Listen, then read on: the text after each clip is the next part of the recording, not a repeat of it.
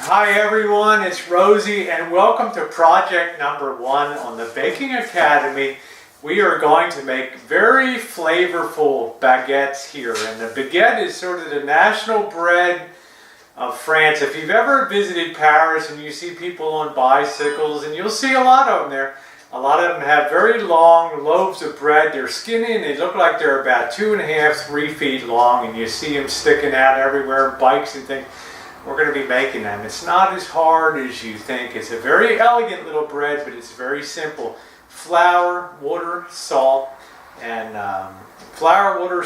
yeast. That's the 4 things. That's all that we're going to be using in this. The trick is how you use it and how you use the flour. If you want to have bread on Wednesday, start a few days before. I'm gearing this upload. It's a Sunday afternoon, late afternoon. I'm going to be preparing that dough, so Wednesday morning I pop that into the oven and I cook it off, and then for dinner or lunch or dinner on Friday you can enjoy a baguette. You can even throw one in the freezer to have later.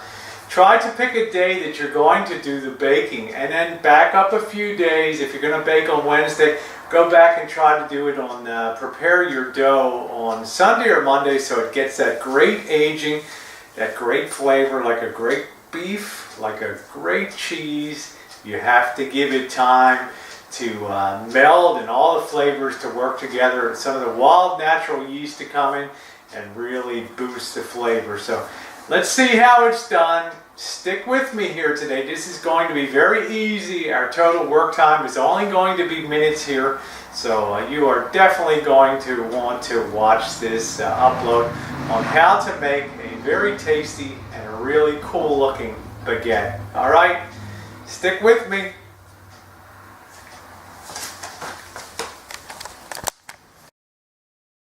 Okay, and away we go. On the counter you'll see, and always remember, always wash your hands thoroughly and remove any jewelry. If you're going to be baking or working with doughs and things like that, you don't want to contaminate everything. You want everything as clean as possible. I have a clean bowl here with 1 cup of lukewarm water in it. You don't want warm water, because what we're going to do, we don't want hot water. What we're going to do now is proof the yeast. We're going to add the yeast to this warm water. I would guess it's about 90-95 degrees in here. We're going to add a 1/4 teaspoon of yeast. We're going to add a little bit of sugar to help activate the yeast, and we're going to set it alone a while. So first thing we're going to do is we're going to take half a teaspoon of sugar, okay, and add it in to the lukewarm water there. And now, since we want the bread to rise over a period of days and instead of a couple hours, what we want to do now is to add the yeast to it. But instead of using a tablespoon and a half of yeast, I'm only going to use 1/4 tablespoon of yeast here. 1 level 1/4 tablespoon of yeast. Reason being is I want this rise to extend over for days, and but the longer that the dough rises here, the more it'll flavor. So I'm going to now add that in, and you say to yourself, well, I've never seen a recipe that used so little yeast in it. Well, you have to get used to doing things a different way if you're going to make great bread. You'll see I keep my yeast in a jar here, which helps keep it nice and cool, and it has a pretty long shelf life. I like to use Red Star yeast, and wouldn't you know, it's produced by a French-owned company. I'm now going to get my whisk out, and I'm going to combine this really well because I want to get the yeast activated in the bowl. Please do not use dry yeast and put it in with your flour and everything.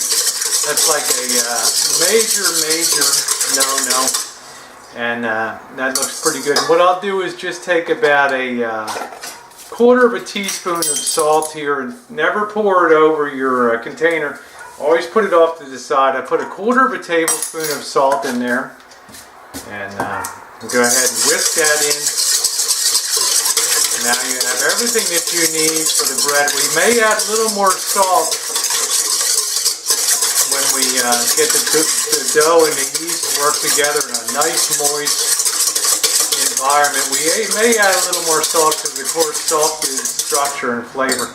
You can see it's already a little foamy there in the bottom. So what I'm going to do now is I'm going to walk away and let this activate for a bit. The sugar will allow the yeast to come alive, and it'll give them something initial to feed on and multiply. Remember, it's the multiplication of the yeast that makes the bread rise, but it's also what helps give it flavor, okay? So I'll see you in a couple minutes after it's activated. It's been about 20 minutes and you can see that it has a little bit of foam on top. Remember, I'm using a very, very small quantity of yeast here, so you're not going to see the typical foaminess that you would see if I had a much higher yeast being used, like I was doing a very quick, fast yeasted bread, which of course would not have the flavor.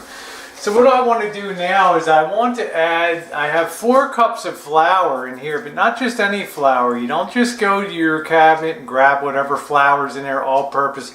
You want really tasty bread. You have to go out and buy the good bread flour, and you will see that on the aisles for bread makers and for bread baking, and you will see that it has a high protein content. You can go to some restaurant supply stores too and get good deals on 25, 50-pound bags of flour, and you look for the highest protein flour that you can get. Some of them are only commercially available. When you get up to the real super high proteins, you're talking about for making pizza dough, but for really high quality artisan bread, you want the highest protein bread that you can find. I'm now going to add this to the pot here, and I'm going to grab my spoon, my tablespoon, because I want to sort of stir that in a little bit. I don't want to immediately overwhelm the moisture in there that's there. And I will continue adding some more of the flour in there. Now it's wet enough that it'll spread, and I can now dump it all in. You want it all in there. And I'm also going to start measuring out some lukewarm water here too. I have a pot of lukewarm water. I'm going to put my first cup in here. 1 level cup, and I'm going to put it around into the flour, yeast, sugar, and water mixture. I'm going to go around the perimeter from the outside, scraping it, and I'm going to, my goal here is to make a very wet dough that the yeast will all spread to, and in working over a period of days, it will release and have so much flavor in here. Now I'm going to add my second level cup of, full cup of water to it. I'm going to stir that in. And you can see that's really starting to get wet.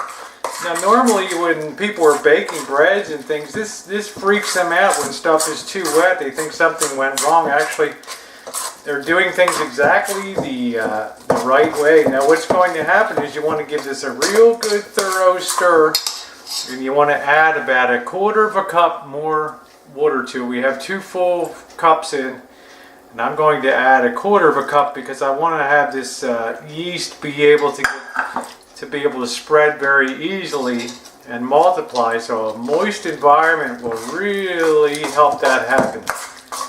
You say to yourself, wow, that looks like almost like a cake batter, and in many ways it does, but it's going to be a perfect environment for creating a happy yeast. And they're going to, over a period of the next few days, as this sits on the counter and rises, it's going to generate a lot of flavor. So believe it or not, that's it. That's all we have to do until Wednesday morning early when we'll come in. We'll have a cup of flour and we'll add it to it and get it to the consistency where it'll hold its shape on a baking pan without getting all flat, and that's going to be marvelous. So you can see that it's like almost pourable. So I'm going to now take some foil and cover that off. There's already enough wild yeast that's hit that from the air that will also multiply in there with the commercial yeast. So Simple? Wow, you bet. And we're off to a start because we started a couple days ahead of time, and when we're actually going to eat it, it's going to be fantastic. Okay? So stick with us and we will pick it up again Wednesday morning, and I think you'll be surprised the volume here. Okay? Thank you. Okay, it's the end of night one. It's about 6 hours since we started the dough for the baguettes. And you can see it's already risen dramatically, despite the fact that I only used 1/4 teaspoon of yeast. But I taste it, take a little taste of it, and you know it has no flavor at all. And this is about the point where the average person would take this, punch it down one more time, and then form a ball and put it in there, or a loaf, and put it in the oven to bake. And you know what? It has no flavor. So we're going to let it deflate a bit here, and we're going to cover it. And what we're actually going to do now is we're going to stick it in the refrigerator, and we're going to allow it to flavor and season in there for a couple days. It doesn't have to sit out on the counter. It's already got a good start, but what will happen now is that yeast will become inactive. They'll still be alive, but they'll be in a state of hibernation, which is good, and meanwhile the dough will be flavoring. Okay, end of day one. Really simple. Let's pop her in the refrigerator and let it settle down. Hi everybody, welcome to day 3, the final day of making our baguettes. And it's morning time, and our dough has sat out overnight, and you can see how jiggly it is. I can hit the counter with it, and the bubbles will go down, the carbon dioxide bubbles. So what we want to do now is we want to add enough flour on baking day. As usual, we're going to add it around the perimeter, maybe 1/8 cup, just enough to shake on here so that our hands won't get sticky when we work it. And we're going to once again push the flour down to the bottom here, and you can see it keeps my hands nice from getting doughed up. And today we're going to add our last 1/2 to 3/4 cup of flour, and we're also going to take this opportunity to add 1 more teaspoon of salt to it, and salt will give it more structure and a little more flavor in there. It's about 3/4. There we go. Put that right on top, and we're going to mix that in. That'll deepen the flavor. And I got this morning and I tasted this dough after having first overnight on the counter, then for 2 days being in the refrigerator, and then yesterday afternoon being taken out and left to sit overnight. And the flavor in it is fantastic. I tell you, it's unbelievable, the flavor. But I want to add enough dough now so that this will hold its shape, and it'll bring the whole recipe up to about 5 cups of flour, of the bread flour. And remember, we're using high protein bread flour here because it really makes a difference in flavor and in the rising ability of the bread. And we're going to work that in real good. We're not kneading, we're just incorporating the flour here by just moving it around and lifting it up and down so that it absorbs that flour, because we want to let this have one last rise for a couple hours, and that will do 2 things. It'll help incorporate all the flour and make sure it gets moist. It'll also deepen the flavor even more, which I really like. And you know, because you want a baguette to taste good. One of the reasons I don't advocate making and eating bread on the same day is that dough does not get a chance to acquire the flavor. That really, you know, I've said it many times, it's the same as cheese, and why they age cheese and they age beef and they age wine, because it adds a lot for the flavor. So that's a pretty good dough ball in here now. So I'm now going to just cover it, and in about 2 hours we'll be ready to sheet that and bake that, and then we're going to have really 2 beautiful baguettes. Okay, we're getting close to the end. Stick with it. Okay everybody, it is day 3 and it's exciting. Yes, I have gloves on because I have fingernail polish and I really like to be very neat when it comes to doing baking and things in the kitchen. So I like to glove up if I'm going to be handling dough and things. You know, sanitary is always good and it never hurts to be as clean as possible when you're doing baking. So we finally reached the day. I had a little taste of our dough. Been sitting here. It's still still a very loose dough, but the flavor is incredible, and it's going to make two wonderful baguettes.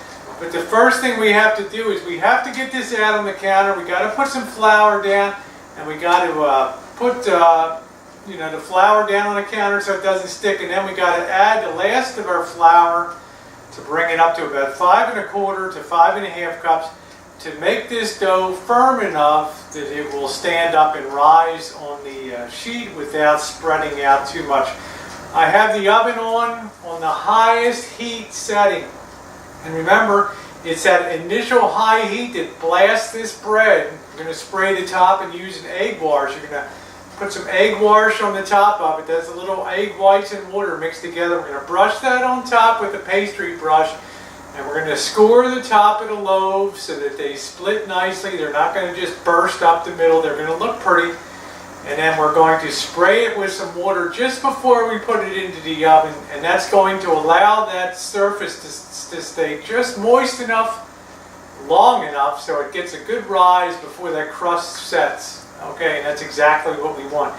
You're going to get too slow a rise at 350, 400 degrees. You need to blast that with as high as your oven goes, 550. If it went up to 800, it would even be better, and that's what bakers use, 600 to 800 degree ovens, because they excite that yeast, they go crazy, and they just explode with volume in there, and that gives great rise and great flavor. So here we go, our last day. We're going to finish up the baguettes, okay? Don't go anywhere. You're going to want to see this.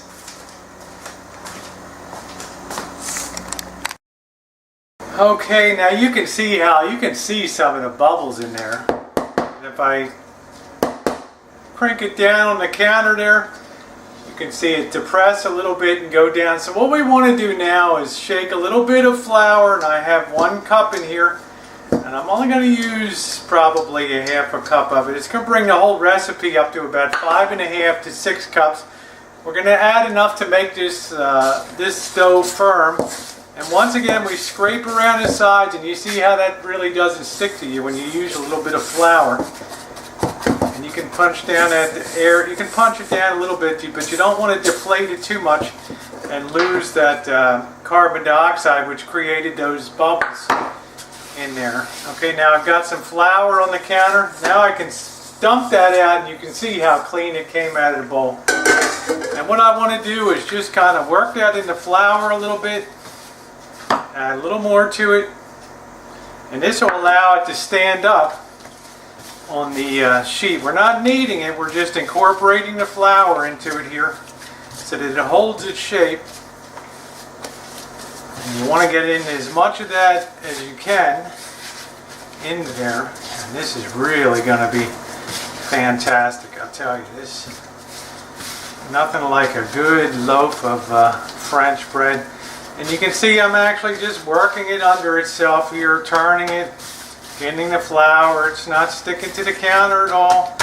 I'm just working that in, and I'm going to continue to work some more in, which will probably bring the whole volume up to about 5 1/2 to 6 cups. And this bread has a lot of spring, and that's exactly what you want to it. So what I'm going to do now is I'm going to take a very sharp knife here, and I'm going to cut this approximately in half.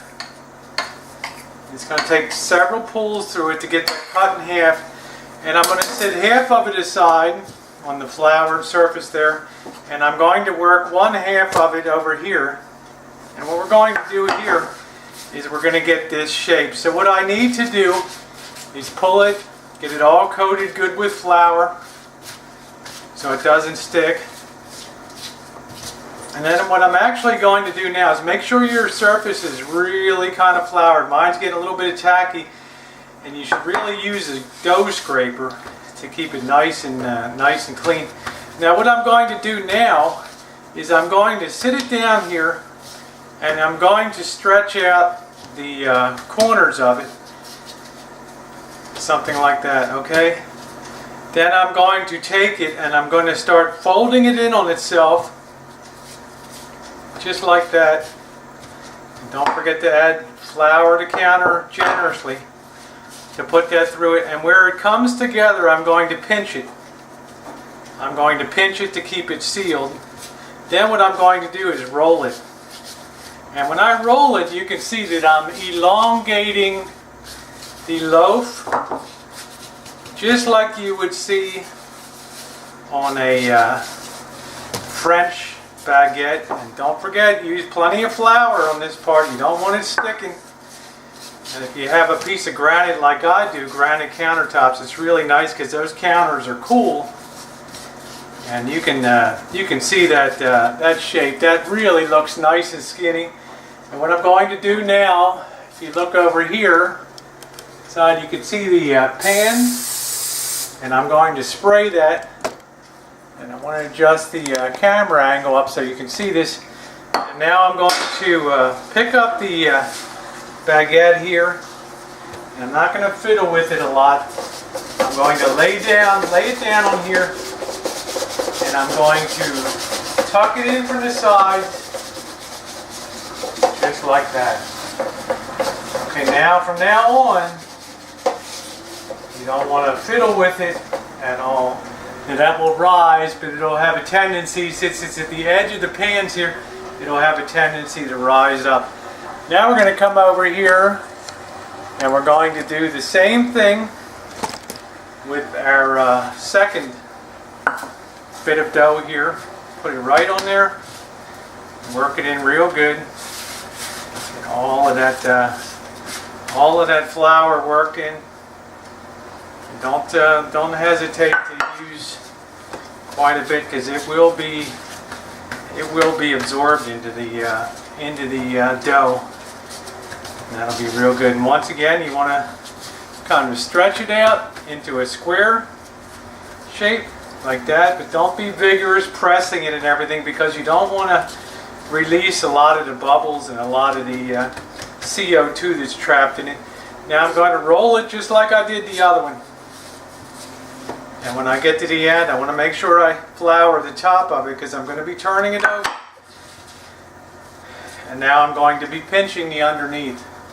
Where the seam comes together, you just want to pinch that, so that will stay tight. And what we're going to do is roll it. Make sure you got plenty of flour down. Make sure you got plenty of flour down.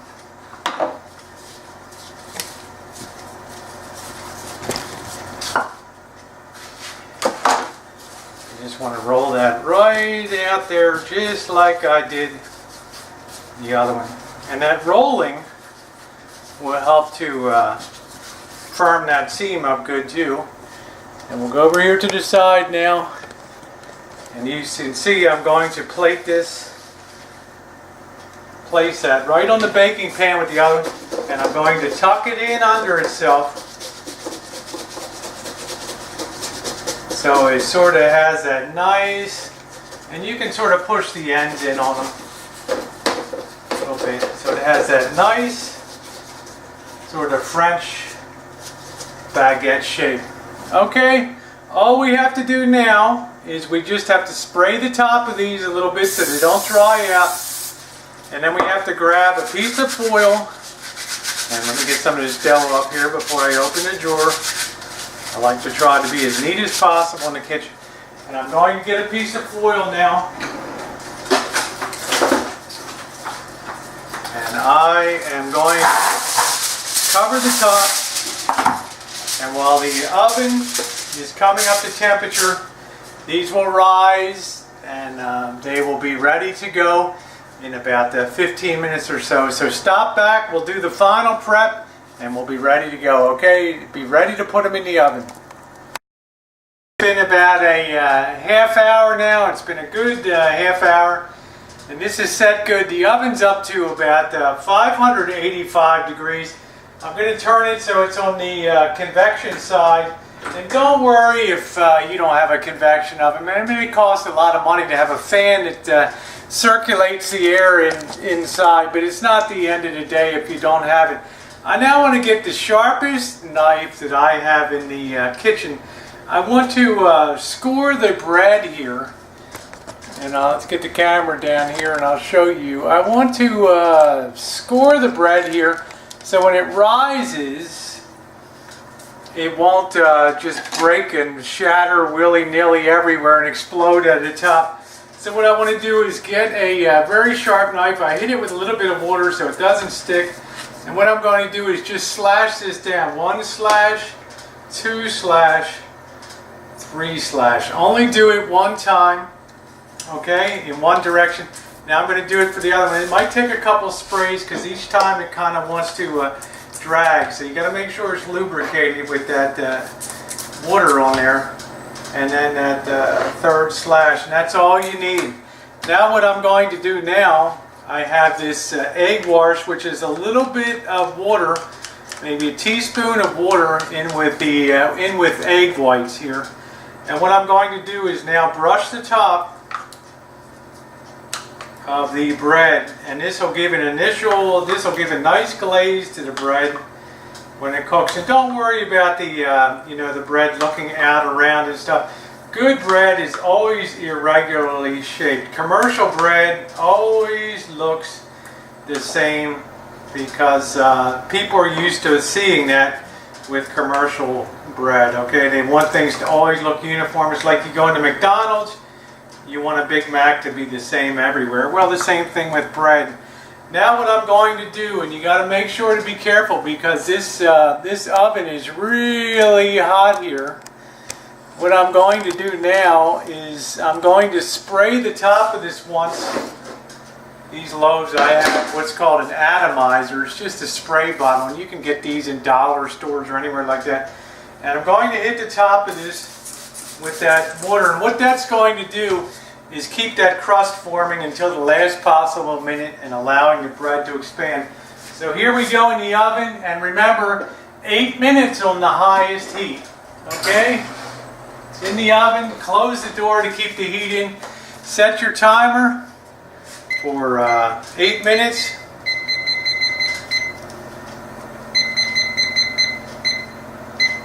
And we're all set to go. We'll see you back here in 8 minutes, okay?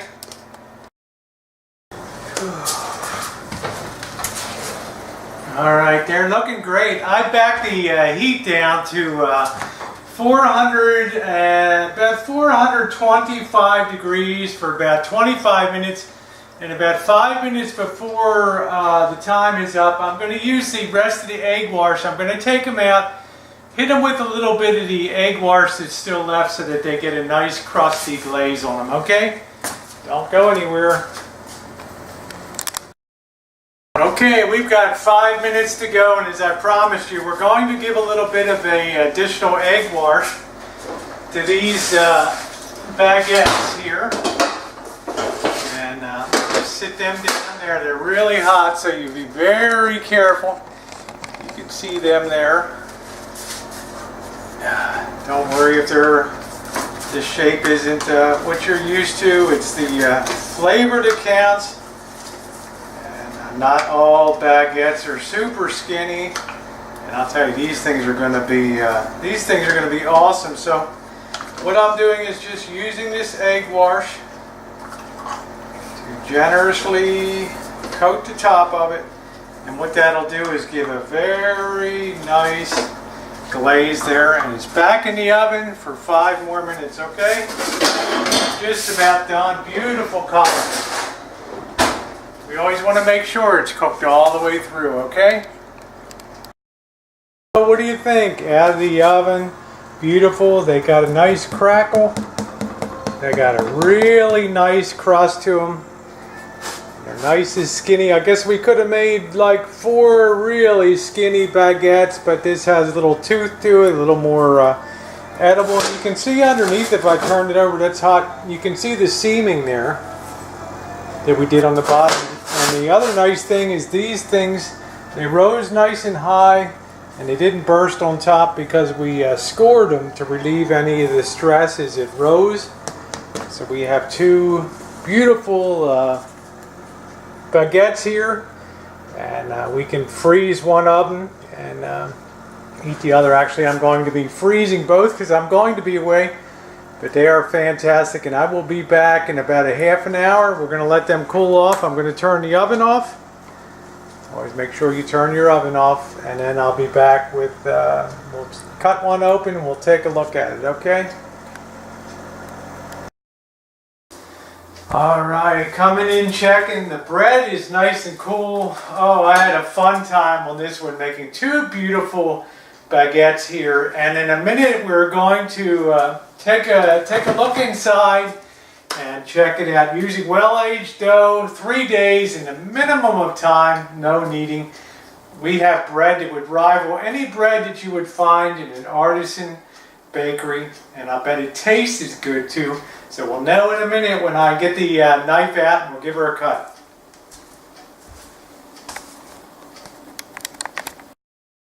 Okay, always remember when you're slicing, always use a bread knife. That's one with a serrated, not a sharp edge. So we'll take a couple pieces. You know, in France they cut things across the bias. They don't cut it straight across. It gives a longer slice of bread. And if we open that up, oh, it's got that, can you hear that crust? You can see all those beautiful holes inside. So typical of a loaf of authentic French baguette, and you can see there. And the other thing you can tell too is, can you tell? This thing has a crispy crust on it, which is exactly what you want. I couldn't be more thrilled with it, and boy is it nice to cut through that. And it's all nicely cooked on the inside there, and look at those holes. Holes of joy right there, okay? All right, we're going to wrap it up. I'll have some final words to say in a second.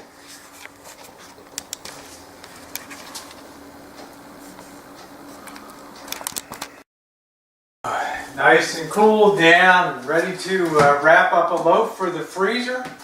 Probably freeze both because I'm going to be out of town for a while, but what a fun project this was. Our second baking project, we made it in big Italian loaves, the first project, and on this one we made the baguettes, and they turned out great. You know, we started this on Sunday night. We let the dough age. We added a little bit of flour last night. We put it in the refrigerator for a couple days, then pulled it out yesterday and last night and allowed it to sit out overnight and get a little more of that great flavor inside. So it turned out fabulous. Nothing's worse than just making a loaf of bread the same day that you're going to eat it. It just doesn't have any character to it. It's like, bland. Always age your dough. Always use a really hot oven, and always spray your loaf before you put it in the oven. You want to retard that crust from forming as long as possible. And make sure you bake it thoroughly so it's baked all the way through so you don't have any damp spots inside, okay? I'm going to have good eating for the next couple weeks, so stick with us. Our next project will be underway soon. Thanks for being with me on the Baking Academy.